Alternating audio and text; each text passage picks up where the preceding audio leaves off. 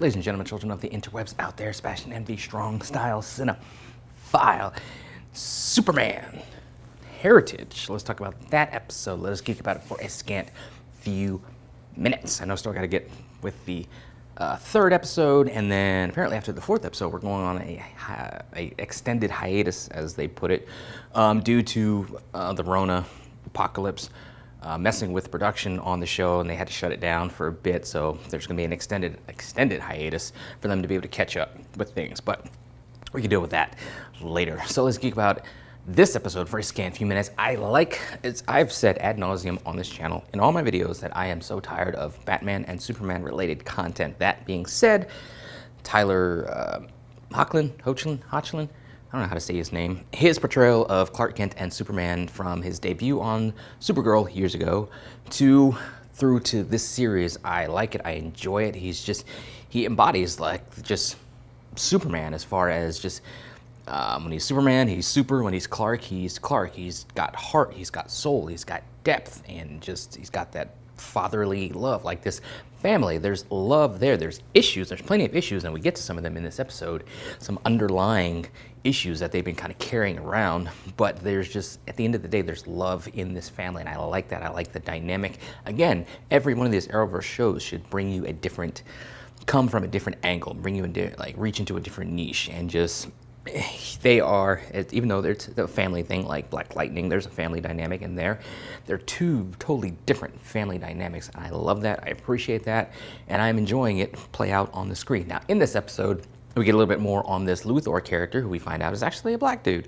And he comes from a different planet, different Earth. That part's not clear. If it's an alternate dimension, alternate Earth, what have you. He comes from a time and place where Superman, dressed in a black suit, went wild, killed everybody, conquered the planet, I'm sure. So he's on this Earth wanting to prevent that same thing from happening, wanting to prevent whatever triggered Clark and to become this dark Superman. He wants to stop it from happening, so he's trying to find kryptonite to power his suit and to be able to take out Superman. So they encounter each other when he goes to this one site to find kryptonite. Then he actually goes and attacks the DOD, which we find out that apparently General Lane has been stockpiling kryptonite, in his words, to keep everyone else from getting it, which, you know, it's not really altruistic intentions. And then we find out through an exchange that he's not happy with Clark's decision to tell the boys that he's Superman, with Clark's decision to move the family to Smallville, and he feels like he sees the effect being with Superman has had on Lois Lane. She won't say it, as he put it, but he can see it and he knows it. This episode dealt with impact and the fallout from certain characters taking certain actions, like you have Clark and his decision to tell the boys he's Superman and moving to Smallville, and the impact it has on the family. The fact that they moved, basically, a lot of the stuff that they did has to do with Jordan and his emerging powers. And the brothers kind of, like Jonathan has that kind of simmering below the surface because he had to uproot himself from, you know, Metropolis, where he was going to be a starting QB. He's got his girlfriend over there. They're probably doing the long distance thing, which I imagine would suck in high school. So there's stuff that they had to do for the sake of Jordan, and the brothers actually deal with that. You have Clark take Jordan to the Fortress of Solitude to kind of show him where he came from, his heritage, that's the name of the episode.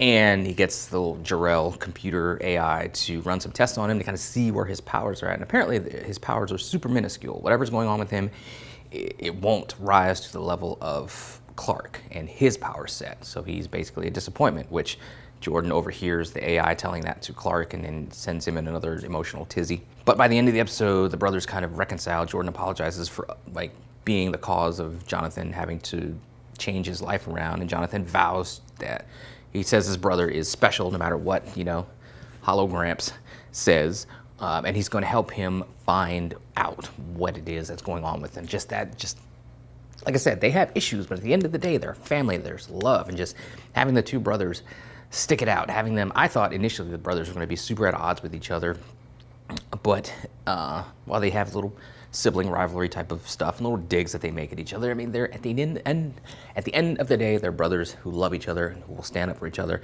and will go to bat for each other. Like that. Love that about them.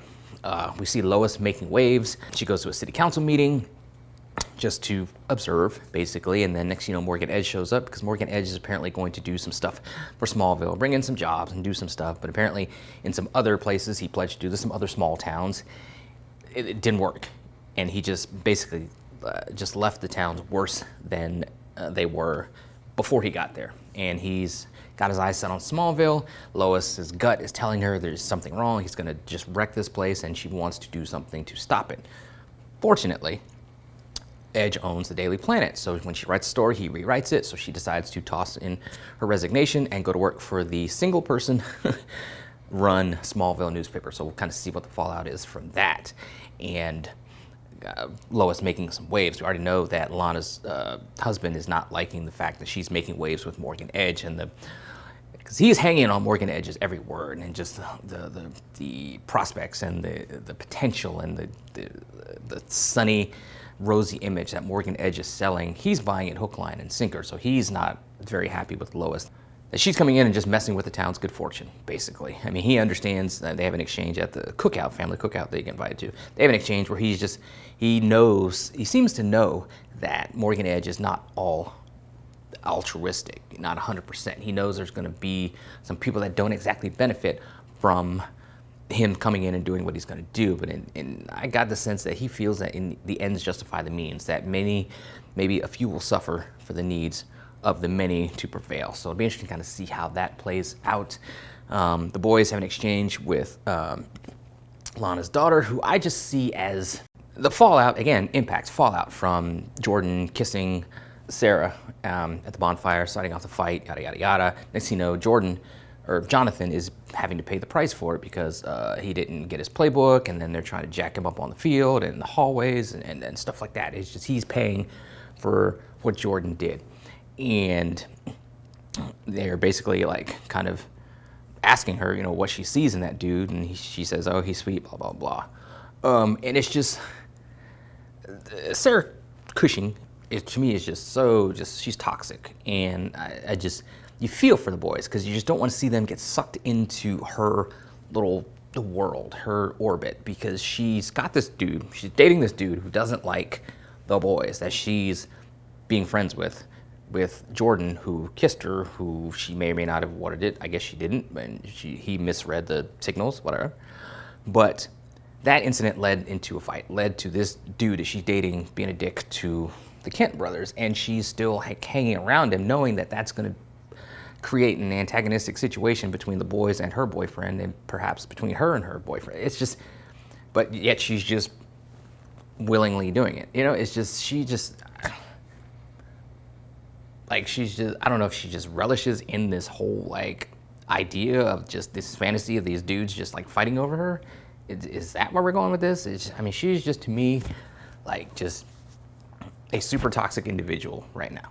Sarah Cushing is a super toxic individual to me right now. I remember in my high school years, many, many moons ago, of girls like that, and just they're just bad news all the way around. So it'll be interesting to kind of see how that plays out. The show just in general, like I said, it just has heart. It has just love and great cast chemistry. Whoever's casting director for this did a phenomenal job, knocked it out of the park. So it'll be interesting to kind of see how things go forward with Jordan and his search to figure out whatever it is that makes him special, if there's something in fact that does, with Luthor trying to stop Superman from becoming this dark Superman, with Lois and her feud with Morgan Edge and its effect on Smallville, and just Clark trying to be a better dad and be a better Superman. He tells the boys that he's been away a lot because he was Superman. Now he's trying to figure that happy medium to be a good Clark and a good Superman. General Lane tells him early in the episode that those simple days are gone, they're not coming back. So he's still, regardless, going to try to find a way to, make it all work. And that's the thing. It's you got to challenge Superman, because he's Superman, with challenges, problems that he just can't punch until they're not there anymore. But he's facing these more realistic problems, and it's interesting to kind of see what they'll put him through emotionally, and kind of how he'll rise above and win in the end. I'm anxious as a father. I'm anxious to kind of see his relationship with his sons. I have sons. there are a lot of chords that are struck in me from this show, even though it has Superman, who I'm super tired of. But all in all, it was a good episode. It was shot beautifully. I'd read, unless I'm misremembering, that they shoot this with different cameras than you see for the regular CW shows because they want it to be made to look great on HBO Max. And the HBO Max is kicking in some money for the budget of the series. So it looks beautiful. Like, just the cinematography on it is just great. It's totally sets itself apart from the other Arrowverse shows. Just so, like, they're up, like Superman Lois is up here, the other Arrowverse shows are down here. Like Stargirl is like here, Superman Lois is here, the other Arrowverse shows are here. That's just how different they look visually, and it's great. So just all around, it's a great show. It's a great episode. I still have to watch the Perks of Not Being a Wallflower episode, which I'll do. But this episode was great. The series is off to a good start. It just remains to be seen if they can keep it up for all 15 episodes of this inaugural season of Superman and Lois. Will they? Who knows? Those are some of my thoughts on it, scattered as they often are. What do you guys out there think? Let me know in the comments below. Follow me on social media. Talk to me there. Talk to me here on this channel. Until next time, let us geek.